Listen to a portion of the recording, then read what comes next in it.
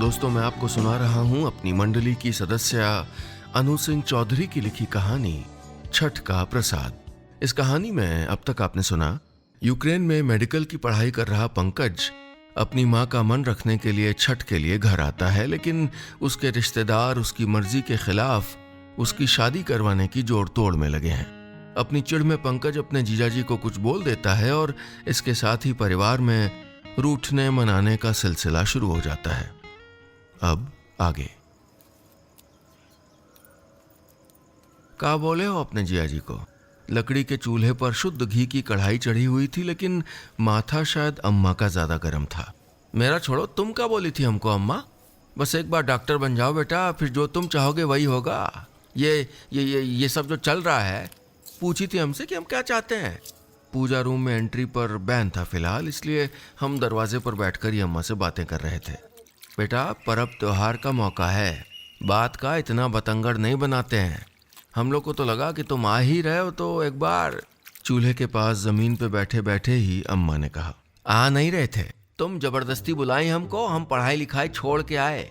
लेकिन हमको क्या मालूम था कि तुम लोग छठ के बहाने कोई और ही उत्सव मनाने की तैयारी कर रही हो। अरे जियाजी अपने पूरे गंवार खानदान को लेके आए थे पकड़वा शादी करवाने, मालूम है तुमको? हित पाहुन हित का ही सोचता है बेटा, और किसी तरह की जबरदस्ती में कोई हित नहीं होता। यही बात अपने पूजनीय दामाद जी को क्यों नहीं समझाती अम्मा? कितना फालतू टाइम है उनके पास।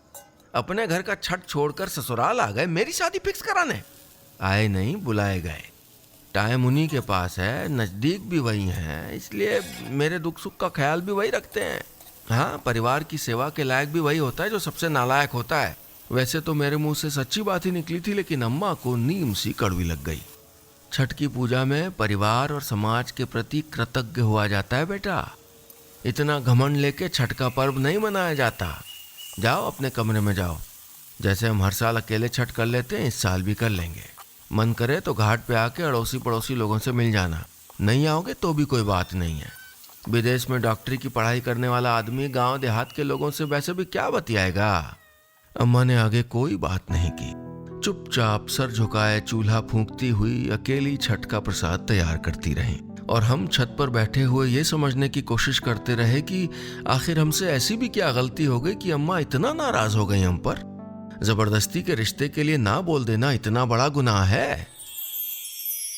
दोस्तों, आगे की कहानी सुनने के लिए ऊपर जो छोटी सी विंडो देख रहे हैं उसको क्लिक करिए और सीधे अगले सेगमेंट में पहुंच जाइए।